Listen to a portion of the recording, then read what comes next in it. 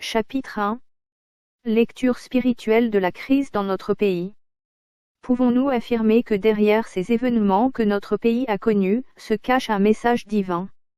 Salomon, l'homme le plus intelligent et sage de tous les temps, selon la Bible, soutient que « ce qui a été, c'est ce qui sera, et ce qui s'est fait, c'est ce qui se fera, il n'y a rien de nouveau sous le soleil ».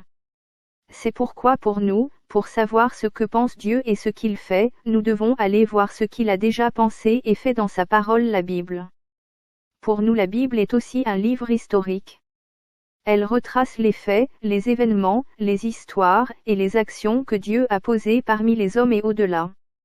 Alors, en tant que chrétiens, si nous voulons savoir si Dieu nous parle que nous vivons dans notre pays, nous devons aller dans la Bible pour voir ce que Dieu a déjà fait et les comparer avec notre situation actuelle. Alors, si nous prenons les événements de la Bible pour expliquer prophétiquement ce que nous connaissons aujourd'hui, c'est que le travail que nous faisons revêt une dimension et une portée prophétique. C'est pourquoi, avant d'aller plus loin, il est important de voir de façon succincte les différentes parties qui composent un message prophétique selon Dieu. Alors, pour le faire, nous allons procéder à une petite étude du message prophétique selon Dieu, pour comprendre la logique de la prophétie biblique. Nous nous servirons alors des différentes parties qui composent la prophétie selon Dieu, pour établir les différentes parties du travail que nous présentons. Il servira de canevas pour la réalisation de ce document. Et nous pensons que ce découpage permettra donc une meilleure lecture et compréhension de la pensée et du message prophétique selon Dieu. Mais surtout, il nous aidera pour comprendre la lecture spirituelle de la situation que vit notre pays dans ces temps difficiles de son histoire. Alors, pour notre petite étude pour comprendre le message prophétique selon Dieu, nous allons bien sûr aller dans la Bible pour prendre un passage dont la pensée, le contexte historique et sociologique correspond à l'histoire que nous vivons dans notre pays. Ce passage est 2 Chroniques le chapitre 7, le verset 14, qui dit « Si mon peuple sur qui est invoqué mon nom, s'humilie, prie et cherche ma face, et s'il se détourne de ses mauvaises voies, je l'exaucerai des cieux et je guérirai son pays. » Voici la pensée du Seigneur qu'il adressa au jeune Salomon, fils de David, fraîchement monté sur le trône d'Israël après son père. Dieu s'adressa au jeune monarque après qu'il lui présenta un impressionnant holocauste, lors de la dédicace du temple qu'il venait d'achever. Mais la parole du Seigneur ne s'arrête pas ici. Le Seigneur dit encore : « Mes yeux seront ouverts désormais, et mes oreilles seront attentives à la prière faite en ce lieu. Maintenant, je choisis et je sanctifie cette maison pour que mon nom y réside à jamais, et j'aurai toujours là mes yeux et mon cœur. Et toi, si tu marches en ma présence comme a marché David, ton père, faisant tout ce que je t'ai commandé, et si tu observes mes lois et mes ordonnances, j'affermirai le trône de ton royaume, comme je l'ai promis à David, ton père, en disant, tu ne manqueras jamais d'un successeur qui règne en Israël. Quand je fermerai le ciel et qu'il n'y aura point de pluie, quand j'ordonnerai aux sauterelles de consumer le pays, quand j'enverrai la peste parmi mon peuple, mais si vous vous détournez, si vous abandonnez mes lois et mes commandements que je vous ai prescrits, et si vous allez servir d'autres dieux et vous prosterner devant eux, je vous arracherai de mon pays que je vous ai donné, je rejetterai loin de moi cette maison que j'ai consacrée à mon nom, et j'en ferai un sujet de sarcasme et de raillerie parmi tous les peuples. Et si haut placée qu'ait été cette maison, quiconque passera près d'elle sera dans l'étonnement, et dira, pourquoi l'Éternel a-t-il ainsi traité ce pays et cette maison? Et l'on répondra, parce qu'ils ont abandonné l'Éternel, le Dieu de leur père, qui les a fait sortir du pays d'Égypte, parce qu'ils se sont attachés à d'autres dieux, se sont prosternés devant eux et les ont servis, voilà pourquoi il a fait venir sur eux tous ces maux. Versets 15 à 22. La base de cette pensée de Dieu sur laquelle nous voulons nous appuyer est le verset 14 qui dit « Si mon peuple sur qui est invoqué mon nom s'humilie, prie, et cherche ma face, et s'il se détourne de ses mauvaises voies, je l'exaucerai des cieux, je lui pardonnerai son péché, et je guérirai son pays. » Et voici comment nous pouvons faire le découpage de cette pensée de Dieu. 1. Il est question du peuple sur qui le nom de l'Éternel est invoqué.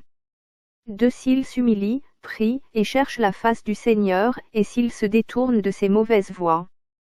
3. Le Seigneur l'exaucera des cieux, il lui pardonnera son péché, et guérira son pays. Voici alors ce qui constituera les 3 parties du travail que nous allons faire. Premièrement, si mon peuple sur qui est invoqué mon nom. Nous pensons qu'ici déjà cette première partie nous situe sur le contexte. Il nous situe sur ceux à qui le Seigneur s'adresse lorsque le pays sera troublé. Ceux qu'il situe comme les vrais responsables et garants du pays. Ceux que nous appelons les destinataires du message de Dieu. Deuxièmement, si ceux-ci s'humilient, s'ils prient, et cherchent la face du Seigneur, et s'ils se détournent de leur mauvaise voie. Cette partie nous situe sur 2 choses, d'abord sur ce qu'il a lieu de faire, c'est-à-dire la solution, pour que Dieu la situation dans le pays se calme. Ensuite, elle nous situe sur une chose très capitale, c'est leur péché. Troisièmement, le Seigneur dit qu'il les exaucera des cieux, qu'il leur pardonnera leurs péchés, et qu'il guérira leur pays. Dieu montre alors à travers cette pensée, comment le peuple peut avoir l'exaucement de la part du Seigneur, et retrouver sa paix, sa quiétude et sa tranquillité. Certes, ce développement que nous venons de faire, vient d'une pensée de Dieu concernant le peuple d'Israël. Mais à travers Israël, Dieu s'adresse à tout son peuple qui connaîtrait une telle situation à travers le monde. Dieu peut arracher le pays à son peuple, de plusieurs façons, même s'il est à l'intérieur, il peut être déchu et déployé de toute gloire. Il peut être relayé au dernier plan, même considéré comme étranger dans son propre pays. Dieu peut également rejeter la maison que son temple lui bâtit au sein de cette nation, comme il l'a fait à Israël. Le peuple, les sacrificateurs pensaient que Dieu était encore dans le temple qu'il avait bâti en son honneur. Et il continuait d'y apporter toujours des offrandes. Mais Dieu n'est plus en réalité dans ce temple qui sera plus tard livré à l'armée de Nebuchadnezzar, qui va le détruire et le mettre à feu, et emporter tous les trésors qui y sera. Mais notre situation et le contexte que nous connaissons dans ce pays, répond-il à cette pensée de Dieu. C'est ce que nous tenterons d'expliquer dans ce travail que nous produisons. Mais avant d'aller plus loin, répondons à cette problématique. A-t-il vraiment un message caché derrière les événements que notre pays connaît? Dans l'expression la lecture spirituelle de la crise dans notre pays, le premier mot que nous aimerions retenir, c'est le mot spirituel. Le mot spirituel fait penser à invisible, imperceptible, surnaturel, immatériel, etc. Son contraire est donc naturel, palpable, visible, perceptible, matériel. Et le second mot que nous voulons ensuite souligner est le mot crise. Une crise sous-entend un problème, une difficulté, un obstacle, etc. Alors le titre, la lecture spirituelle de la crise dans notre pays, sous-entend 2 réalités. Une crise est une réalité perceptible et visible. Mais ici il sera question de faire la lecture spirituelle, et non naturelle d'une situation et d'une réalité naturelle.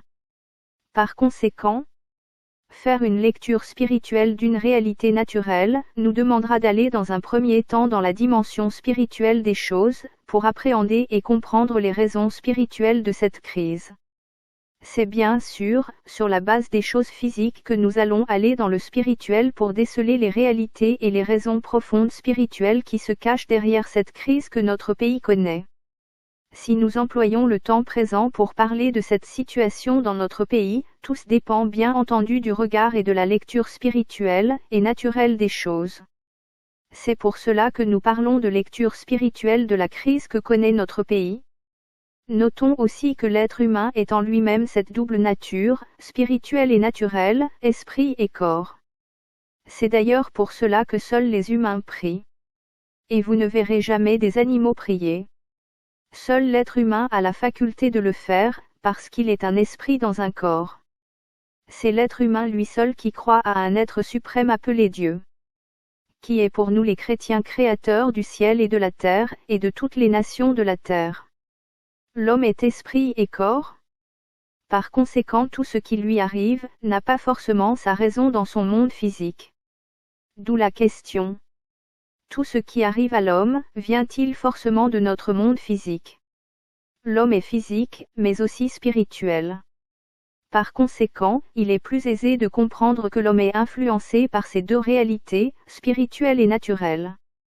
Nous pouvons donc déduire que tout ce qu'il vit peut avoir des enjeux spirituels. Alors si nous sommes d'accord que l'être humain n'est pas qu'influencé par sa dimension naturelle, c'est que les réalités du monde spirituel ont leur impact sur lui, dans son monde physique.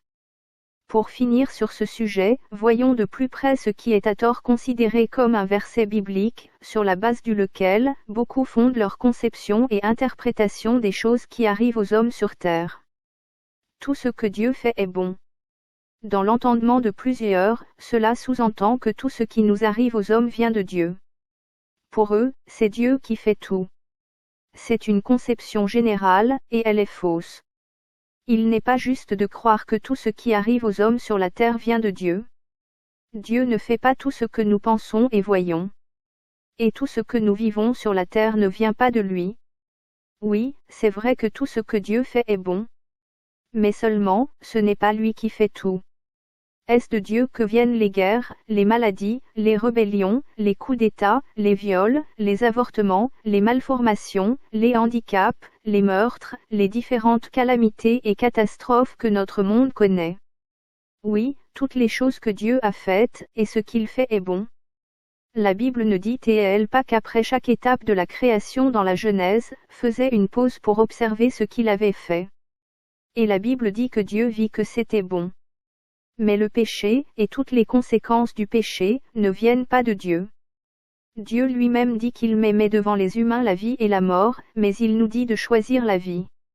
Alors si nous choisissons les choses dont les conséquences sont la mort, est-ce la faute de Dieu? Oui, tout ce que Dieu fait est bon, mais toutes les méchantes choses que nous faisons, ce n'est pas Dieu qui les fait à notre place. L'être humain est le seul être que Dieu ait créé, et a doté d'un libre arbitre, dont le rôle est de lui permettre de décider de lui-même, selon sa propre volonté. Comme leur ancêtre Adam et Ève, l'homme a toujours eu le réflexe et l'habitude de tout rejeter sur Dieu, parce qu'il est l'auteur de la vie. Mais est-ce Dieu qui fait toutes les atrocités et monstruosités que nous voyons dans notre monde? Il serait plus juste de dire que Dieu permet aux hommes de faire ce qu'ils veulent de leur vie. Dieu permet les initiatives, décisions, volontés, projets, actions bonnes comme mauvaises. Il permet aussi leur échec, leurs doutes, leurs peurs, excès. Il permet aussi que l'objet de leur crainte et le malheur leur arrive. Par exemple, dans la Bible nous pouvons voir l'histoire du patriarche Job.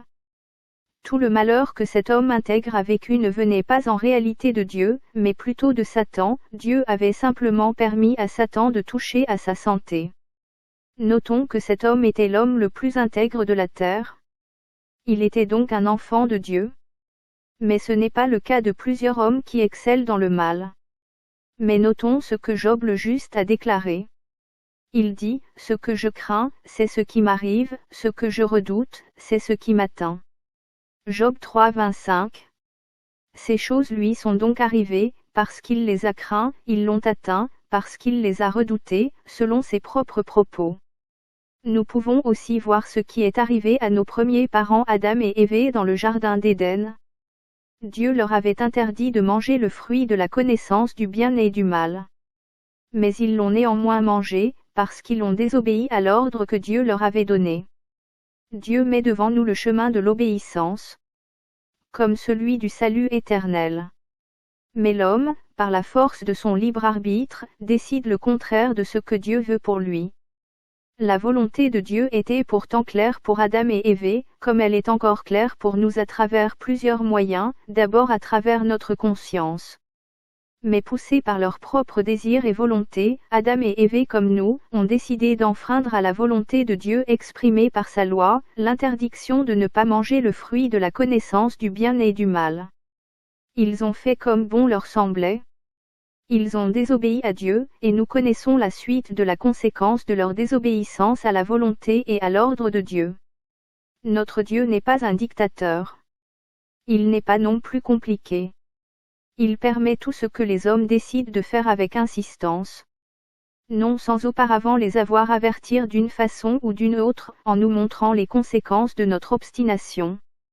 Aujourd'hui Dieu nous laisse à notre obstination. mais également à nos regrets et conséquences de nos actes, même si nous insistons pour aller à l'enfer. Dieu nous parle et nous avertit toujours d'une façon ou d'une autre. Il utilise différents moyens et méthodes. Il utilise premièrement notre conscience. Deuxièmement, par la loi et les règles de société. Dieu utilise aussi les circonstances de la vie. Il peut utiliser également les éléments de la nature. Mais le moyen le plus naturel que Dieu utilise, ce sont les hommes qui nous entourent. Pour nous les chrétiens, Dieu utilise sa parole, la Bible. Bien entendu pour ceux qui la méditent jour et nuit. Dieu peut aussi utiliser d'autres moyens comme les songes et d'autres révélations, comme il le fait d'ailleurs régulièrement. La Bible dit, Dieu parle cependant, tantôt d'une manière, tantôt d'une autre, et l'on n'y prend point garde, Job 33, 14. Mais lorsque les hommes insistent dans leur voie, Dieu les laisse faire selon leur cœur, leurs désirs, leur envie et plaisir, selon leur passion et ambition. Il les laisse à leur propre volonté. Aujourd'hui, la plupart des choses que les hommes vivent, vient de leur propre volonté et action. Et tous leurs problèmes et leurs défis, sont les conséquences de leur action qui ne peuvent plus gérer.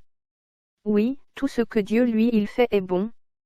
Mais est-ce lui qui fait tout ce que les hommes vivent sur terre?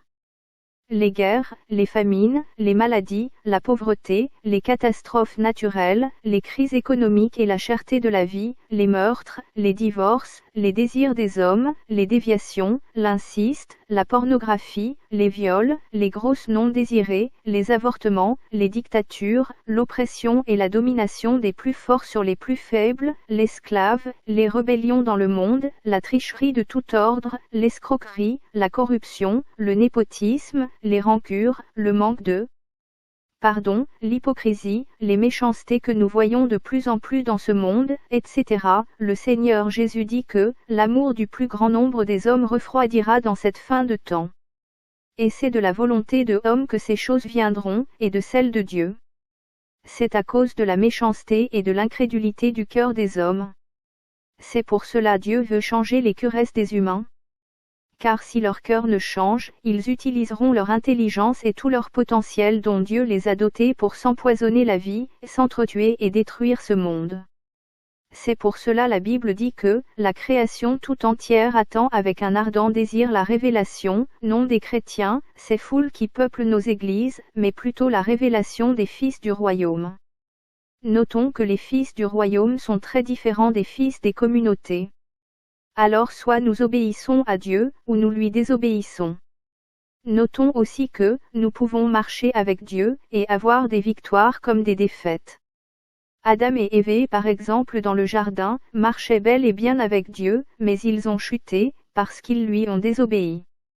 Nous avons les victoires lorsque nous lui obéissons, et nous avons aussi les défaites lorsque nous lui désobéissons. Et la Bible regorge de plusieurs histoires des victoires, mais aussi des défaites des hommes qui ont marché avec Dieu. En général cela se voit dans la vie de son peuple, le peuple d'Israël. Par exemple un jour, Israël montait faire la guerre à un petit peuple appelé Haï. Israël était confiant vu sa force et sa puissance militaire. Mais grande fut sa surprise et sa désillusion, car il fut sérieusement laminé par ce petit peuple Haï. Rien ne pouvait expliquer cette défaite au plan physique et naturel. Après leur défaite son général Josué était dépassé par les événements. Car humainement parlant, il n'était pas possible que son armée perde cette guerre, car techniquement et stratégiquement, au plan de la qualité des hommes et de leur armement, il n'avait rien à se reprocher. Logiquement ça devrait marcher, mais hélas. Alors, son chef moral et spirituel Moïse va prendre le problème sur un autre plan, sur le plan spirituel. Et là, à ce niveau, on trouve réponse de leur malheur. Le problème était homme au milieu de cette armée. Avant la guerre, Dieu avait donné un ordre ferme à l'armée d'Israël, qui disait de vouer par interdit tous les biens qu'ils verraient dans le camp ennemi. Mais hélas, l'occasion était trop belle, et la tentation était trop forte pour ce soldat imprudent et envieux. C'est en prenant la situation sur le plan spirituel, que Dieu va lui montrer la raison cachée de leur défaite. Le problème venait alors d'un péché, le péché d'un homme appelé Akan, qui avait désobéi à l'ordre donné par Dieu avant la guerre. Akan avait transgressé la loi de Dieu. Poussé par sa convoitise, Akan avait pris et caché ses objets qu'il avait dérobés sur le champ de bataille. Il l'avait caché chez lui, dans sa tente. C'est pour cela, une armée d'Israël et tout le peuple, fut non seulement dans la défaite, mais dans un deuil profond. Cette histoire se trouve dans la Bible dans le livre de Josué au chapitre 7. Est-ce Dieu qui avait fait cela? Ou lui, qui l'avait voulu? La désobéissance à la loi de Dieu crée forcément des conséquences et des répercussions graves dans nos sociétés, dans nos vies et dans notre monde. La désobéissance selon la Bible est la transgression de la loi et des principes de Dieu. La transgression de ces choses crée de graves conséquences dans notre vie, la défaite, l'échec, la honte, la confusion, les maladies, les catastrophes naturelles, la mort, etc. La Bible dit, « Vois, je mets aujourd'hui devant vous la bénédiction et la malédiction, la bénédiction, si vous obéissez au commandement de l'Éternel, votre Dieu, que je vous prescris en ce jour. La malédiction, si vous n'obéissez pas au commandement de l'Éternel, votre Dieu, et si vous vous détournez de la voie que je vous prescris en ce jour, pour aller après d'autres dieux que vous ne connaissez point. » Deutéronome 13 26-28. Mais pourquoi la désobéissance des principes de Dieu produit et cause l'échec? Parce que simplement les principes de Dieu agissent directement dans la vie des hommes sur les deux dimensions comme nous l'avons dit plus haut. Ils agissent au plan spirituel et au plan physique. Notons d'abord que les lois, les commandements, les ordonnances, les préceptes que Dieu donne aux hommes sont pour assurer maintenir l'équilibre de ce qu'il a créé, mais aussi la paix et la stabilité des peuples et des pays qu'il nous a donnés dans sa grâce en héritage. Et c'est tout cela que nous allons essayer d'expliquer. Et nous pouvons le voir dans la Bible.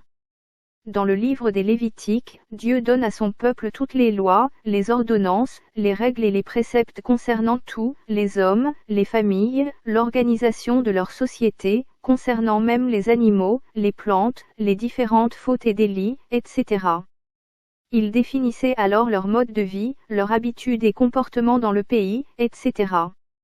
Il leur donna toutes les règles de savoir-vivre à tous les niveaux.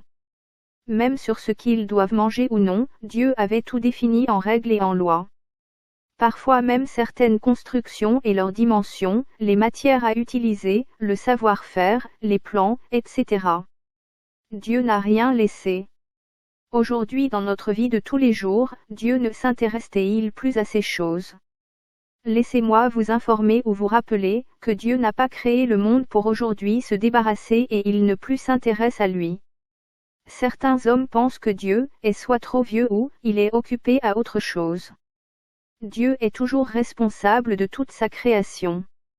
Aujourd'hui encore, comme hier, Dieu s'occupe toujours de sa création et il est en réalité plus près de nous que nous le pensons, et cela à tous les niveaux et dans tous les domaines de notre vie. Alors Dieu, comme un bon responsable, donne aux hommes les lois, les droits et les devoirs exprimés dans ses commandements, ordonnances, préceptes, ordonnances et toutes les règles de vie, dans tout domaine et responsabilise l'homme. Dieu donne les lois, situe les droits, les devoirs des hommes, concernant les pays et les peuples, à tous les niveaux. Concernant les autochtones et les étrangers, les serviteurs et esclaves, et même les enfants, même coupables et les vengeurs de sang, la gestion des biens, le droit de propriété du sol, l'héritage, etc., sur toutes ces choses le souverain maître a déjà délibéré. Il nous faut simplement les suivre. Certainement que les hommes de ce monde ne le savent pas, mais ceux qui lisent la Bible, la parole de Dieu, le savent. Il a défini ce qui est permis et ce qui est interdit. En réalité Dieu a dès le commencement de la vie des peuples tout réglé à la base et à niveau les niveaux de vie. En fait la loi, les règles, les principes et les ordonnances que Dieu donne aux hommes, vient régler toutes sortes de problèmes et de conflits qui peuvent exister entre des humains dans un pays. Le rôle et le but des lois, des ordonnances, des règles et des préceptes de Dieu, dans la vie des hommes. Voici en quoi les lois, les ordonnances, les règles et les préceptes de Dieu peuvent aider les hommes dans une société. 1. Ils réglaient d'avance tous les problèmes à venir. 2. Ils permettent la cohésion sociale des peuples. 3. Ils sont la base et le fondement de la stabilité sociale. 4. Ils permettent de facilement régler les différends, s'ils surviennent. 5. Ils créent les meilleures conditions de vie. 6. Ils maintiennent l'harmonie, la paix, l'unité, l'équilibre, la sécurité des hommes et des peuples. 7. Ils permettent de créer des états de droit. 8. Ils à l'épanouissement du peuple et à leur développement.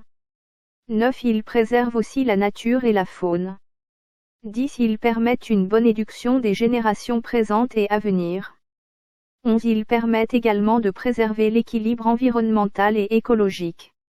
12. Comme nous l'avons dit un plus haut, la désobéissance des lois naturelles de Dieu ont une double conséquence dans ce monde. Et cela de façon consciente ou inconsciente. Premièrement, leur désobéissance crée un déséquilibre et le désordre social. Deuxièmement, leur désobéissance étant une transgression de la loi du grand chef Dieu le Créateur, cela est une grave offense contre lui, et cela est présenté comme une défiance. Alors quiconque osera transgresser la loi que Dieu, aura d'abord les effets et les conséquences directes, parce qu'ils ont enfreint au principe de vie de Dieu. Aussi Dieu lui-même, manifestera son mécontentement envers ces hommes, qui ont osé le délier. Alors l'une de nos préoccupations principales trouve sa réponse ici. Nous voyons clairement ici d'où vient l'implication des deux dimensions dans la vie de l'homme. L'homme est influencé au plan physique et naturel, parce qu'il a enfreint les dons que Dieu lui a donnés pour assurer qui équilibre environnemental et social. Mais aussi il suscite par la même occasion la colère du Très-Haut. Alors la désobéissance des lois divines crée le déséquilibre mental et la déchéance sociale. Le désordre, les troubles sociaux. Un état de non-droit. La haine et la méchanceté.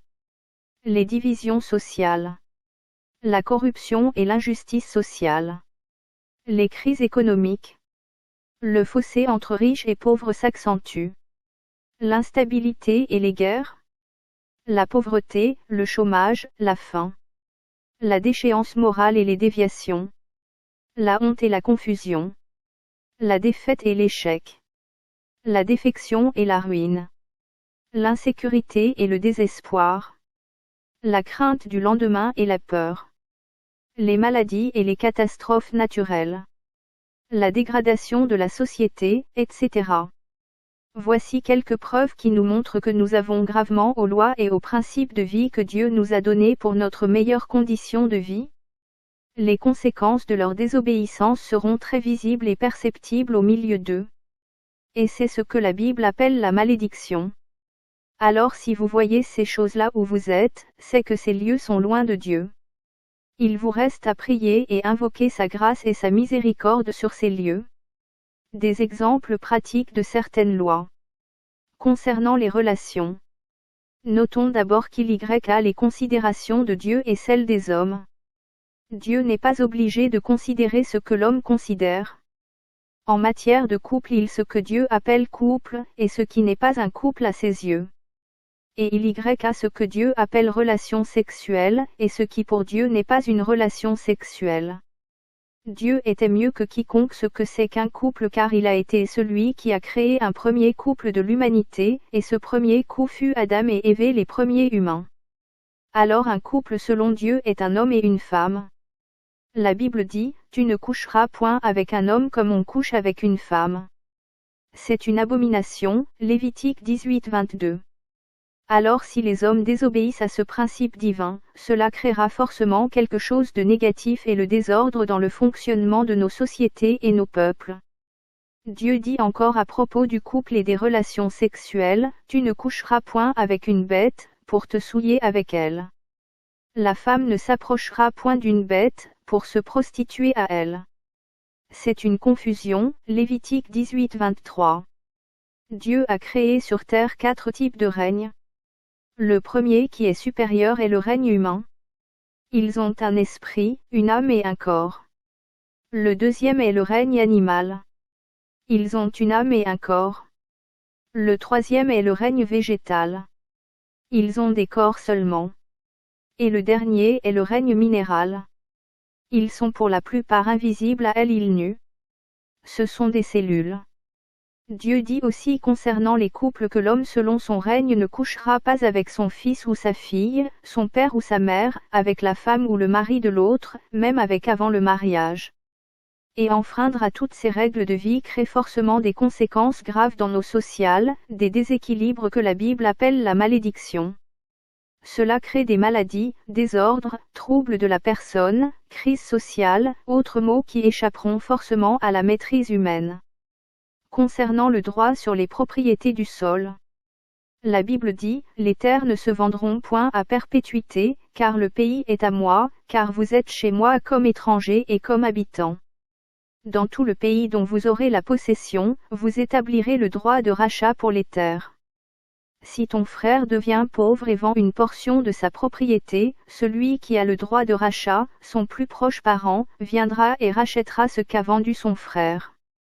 Si un homme n'a personne qui ait le droit de rachat, et qu'il se procure lui-même de quoi faire son rachat, il comptera les années depuis la vente, restituera le surplus à l'acquéreur, et retournera dans sa propriété. Lévitique 25-23-27. Dieu a donné des lois précises en ce qui concerne les terres, mais lorsque les hommes décident de faire comme bon leur semble, alors nous arrivons à ce que nous voyons actuellement dans le monde. Pouvons-nous compter les guerres qui sont dues aux problèmes de terre dans le monde?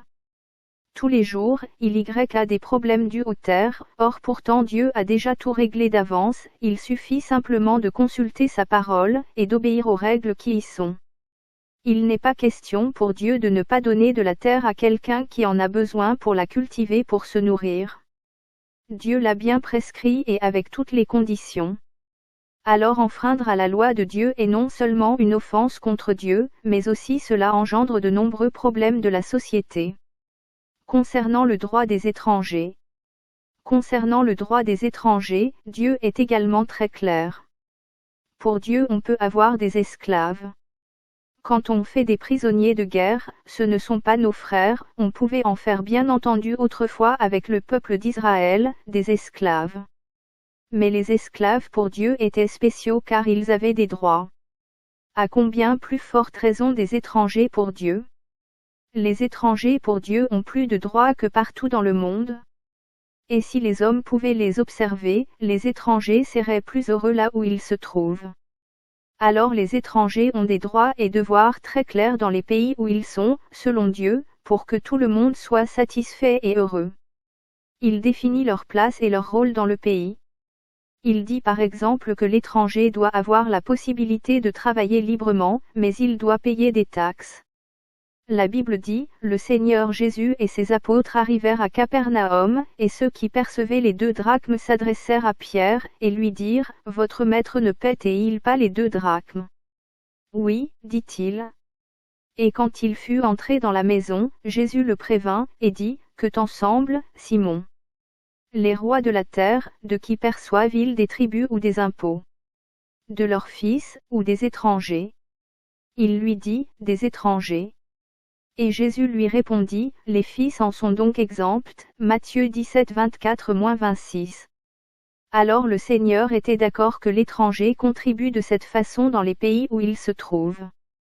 Dieu dit encore, Deutéronome 17. 15 Tu mettras sur toi un roi que choisira l'Éternel, ton Dieu, tu prendras un roi du milieu de tes frères, tu ne pourras pas te donner un étranger, qui ne soit pas ton frère. Deutéronome 23. 20 Tu pourras tirer un intérêt de l'étranger, mais tu n'en tireras point de ton frère, afin que l'Éternel, ton Dieu, te bénisse dans tout ce que tu entreprendras au pays dont tu vas entrer en possession. Deutéronome 24. 17 Tu ne porteras point atteinte aux droits de l'étranger et de l'orphelin, et tu ne prendras point en gage le vêtement de la veuve. Deutéronome 24. 19 Quand tu moissonneras ton champ, et que tu auras oublié une gerbe dans le champ, tu ne retourneras point la prendre, elle sera pour l'étranger, pour l'orphelin et pour la veuve, afin que l'Éternel, ton Dieu, te bénisse dans tout le travail de tes mains. Deutéronome 24. 20 Quand tu secoueras tes oliviers, tu ne cueilleras point ensuite les fruits restés aux branches, ils seront pour l'étranger, pour l'orphelin et pour la veuve. Deutéronome 24. 21 Quand tu vendangeras ta vigne, tu ne cueilleras point ensuite les grappes qui y seront restées, elles seront pour l'étranger, pour l'orphelin et pour la veuve. Deutéronome 25. 5 Lorsque des frères demeureront ensemble, et que l'un d'eux mourra sans laisser de fils, la femme du défunt ne se mariera point au dehors avec un étranger, mais son beau-frère ira vers elle, la prendra pour femme, et l'épousera comme beau-frère. Deutéronome 26. 11. Puis tu te réjouiras, avec le Lévite et avec l'étranger qui sera au milieu de toi, pour tous les biens que l'Éternel, ton Dieu, t'a donnés, à toi et à ta maison. Deutéronome 26. 12. Lorsque tu auras achevé de lever toute la dîme de tes produits, la 3e année, l'année de la dîme, tu la donneras aux Lévites, à l'étranger, à l'orphelin et à la veuve, et ils mangeront et se rassasieront, dans tes portes. Concernant aussi par exemple la nationalité. Il donne aussi des règles fermes sur la protection et la conservation de la nationalité de son peuple. Que ce soit son peuple naturel les Juifs, qui sont l'image de son peuple spirituel qui sont les chrétiens que nous sommes. Pour Dieu l'étranger peut avoir des terres, lois qui les protègent, et autres. Ils peuvent avoir une parfaite intégration dans la société où ils se trouvent, mais reste un étranger et ne pourra avoir les mêmes droits que le Juif. Pour Dieu ce n'est ni l'exclusion, ni de la xénophobie, mais le moyen de protéger les différents peuples. Mais au-delà de la protection de son peuple, c'est la protection de ses lois et règles de vie qu'il a établir pour préserver son seulement le peuple lui-même et aussi le pays. Donc pour Dieu donner la nationalité à un étranger n'est pas une preuve de gentillesse, mais plutôt un risque qui peut influencer les lois et les règles, et même cela peut créer des conflits à court, moyen mais surtout en long terme. Conclusion de la volonté permissive de Dieu. Nous comprenons alors que Dieu intervient directement dans notre société et la vie des hommes. Dieu parle aux hommes et s'exprime de plusieurs façons que nous avons vues. Il parle à travers ses lois et ses règles qui donnent aux hommes, par notre conscience, par les événements naturels, par les circonstances de la vie, mais surtout sa parole la Bible et par des révélations, ses songes, etc. La Bible dit, Dieu parle cependant, tantôt d'une manière, tantôt d'une autre, et l'on n'y prend point garde, Job 33, 14. Mais c'est lorsque les hommes refusent de respecter la pensée et la volonté de Dieu pour le défier, que les choses commencent à se dégrader autour de lui. C'est alors qu'il commence à connaître les différentes failles personnelles et les autres troubles sociaux que notre monde connaît aujourd'hui. Alors, nous ne pouvons pas dire que Dieu est loin des hommes et de ce monde. Il est bien là comme nous l'avons vu à travers toutes ces choses dont nous avons parlé.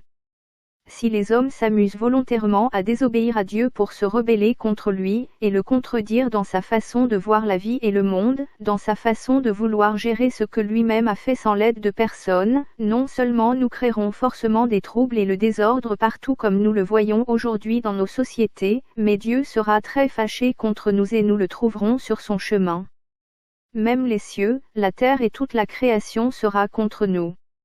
Nous verrons toutes sortes de calamités, catastrophes naturelles, de maladies, sécheresses, inondations, tremblements de terre, incendies, tsunamis, etc. Nous aurons des fractures sociales, des crises, des troubles sociaux, des divisions ethniques, des guerres, et nous serons dans désillusionnés, la confusion, et l'échec. C'est alors par sa propre désobéissance que l'homme quitte sous la protection divine de Dieu, et s'attire les malédictions et les problèmes de la vie. La désobéissance de l'homme ôte alors au-dessus de lui la protection divine de Dieu, et l'expose à la malédiction et au plaisir de Satan. Voici ce qui arrive lorsque les hommes refusent d'obéir aux lois, ordonnances, aux principes et aux règles de vie que Dieu lui donne. C'est pourquoi Dieu dit dans sa parole, mais si tu n'obéis point à la voix de l'Éternel, ton Dieu, si tu n'observes pas et ne mets pas en pratique tous ces commandements et toutes ces lois que je te prescris aujourd'hui, voici toutes les malédictions qui viendront sur toi et qui seront ton partage, tu seras maudit dans la ville, et tu seras maudit dans les champs. Ta corbeille et ta huche seront maudites. Le fruit de tes entrailles, le fruit de ton sol, les portées de ton gros et de ton menu bétail, toutes ces choses seront maudites. L'Éternel enverra contre toi la malédiction, le trouble et la menace, au milieu de toutes les entreprises que tu feras, jusqu'à ce que tu sois détruit, jusqu'à ce que tu périsses promptement, à cause de la méchanceté de tes actions, qui t'aura porté à abandonner crise financière et économie, cherté de la vie, famine, etc. L'Éternel te frappera de consomption, de fièvre, d'inflammation, de chaleur brûlante, de dessèchement, de jaunisse et de gangrène, qui te poursuivront jusqu'à ce que tu périsses. Le ciel sur ta tête sera d'airain, et la terre sous toi sera de fer. L'Éternel enverra pour pluie à ton pays de la poussière et de la poudre, il en descendra du ciel sur toi jusqu'à ce que tu sois détruit, une terrible sécheresse. L'Éternel te fera battre par tes ennemis, tu sortiras contre eux par un seul chemin, et tu t'enfuiras devant eux par 7 chemins, et tu seras un objet d'effroi pour tous les royaumes de la terre. Ton cadavre sera la pâture de tous les oiseaux du ciel et des bêtes de la terre, et il n'y aura personne pour les troubler. L'Éternel te frappera de l'ulcère d'Égypte, d'hémorroïdes, de gale et de teigne, dont tu ne pourras guérir, une terrible défaite contre ses ennemis.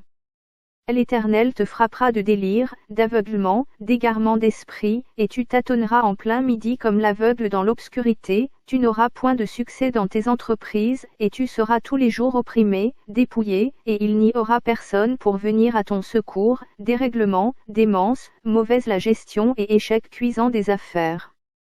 Tu auras une fiancée, et un autre homme couchera avec elle, tu bâtiras une maison, et tu ne l'habiteras pas, tu planteras une vigne, et tu n'en jouiras pas, ton buffle sera égorgé sous tes yeux, et tu n'en mangeras pas, ton âne sera enlevé devant toi, et on ne te le rendra pas, tes brebis seront données à tes ennemis, et il n'y aura personne pour venir à ton secours. Tes fils et tes filles seront livrés à un autre peuple, tes yeux le verront et languiront tout le jour après eux, et ta main sera sans force, un peuple que tu n'auras point connu mangera le fruit de ton sol et tout le produit de ton travail, et tu seras tous les jours opprimé et écrasé. Le spectacle que tu auras sous les yeux te jettera dans le délire, déclin total, indignation, déshonneur, infamie, dégradation, humiliation, mépris et honte. L'Éternel te frappera aux genoux et aux cuisses d'un ulcère malin dont tu ne pourras guérir, il te frappera depuis la plante du pied jusqu'au sommet de la tête, maladie. L'Éternel te fera marcher, toi et ton roi que tu auras établi sur toi, vers une nation que tu n'auras point connue, ni toi ni tes pères. Et là, tu serviras d'autres dieux, du bois et de la pierre. Et tu seras un sujet d'étonnement, de sarcasme et de raillerie, parmi tous les peuples chez qui l'Éternel te mènera. Tu transporteras sur ton champ beaucoup de semences, et tu feras une faible récolte, car les sauterelles la dévoreront. Tu planteras des vignes et tu les cultiveras, et tu ne boiras pas de vin et tu ne feras pas de récolte, car les vers la mangeront. Tu auras des oliviers dans toute l'étendue de ton pays, et tu ne toindras pas d'huile, car tes olives tomberont. Poisse, échec, défaite et pauvreté. L'étranger qui sera au milieu de toi s'élèvera toujours plus au-dessus de toi, et toi, tu descendras toujours plus bas, il te prêtera, et tu ne lui prêteras pas, il sera la tête, et tu seras la queue. Tu serviras, au milieu de la faim, de la soif, de la nudité et de la disette de toutes choses, tes ennemis que l'Éternel enverra contre toi. Il mettra un joug de fer sur ton cou, jusqu'à ce qu'il t'ait détruit. L'Éternel fera partir de loin, des extrémités de la terre, une nation qui fondra sur toi d'un vol d'aigle, une nation dont tu n'entendras point la langue, une nation au visage farouche, et qui n'aura ni respect pour le vieillard ni pitié pour l'enfant. Elle mangera le fruit de tes troupeaux et le fruit de ton sol, jusqu'à ce que tu sois détruit, elle ne te laissera ni blé, ni mou, ni huile, ni portée de ton gros et de ton menu bétail, jusqu'à ce qu'elle t'ait fait périr.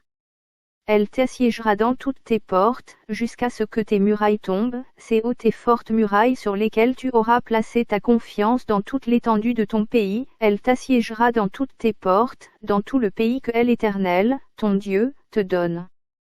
Au milieu de l'angoisse et de la détresse où te réduira ton ennemi, tu mangeras le fruit de tes entrailles, la chair de tes fils et de tes filles que l'Éternel, ton Dieu, t'aura donné, défaite, assujettissement, asservissement et impuissance. Si tu n'observes pas et ne mets pas en pratique toutes les paroles de cette loi, écrites dans ce livre, si tu ne crains pas ce nom glorieux et redoutable de l'Éternel, ton Dieu. Toutes ces malédictions viendront sur toi, elles te poursuivront et seront ton partage jusqu'à ce que tu sois détruit, parce que tu n'auras pas obéi à la voix de l'Éternel, ton Dieu, parce que tu n'auras pas observé ses commandements et ses lois qu'il te prescrit, dit l'Éternel, Deutéronome 28.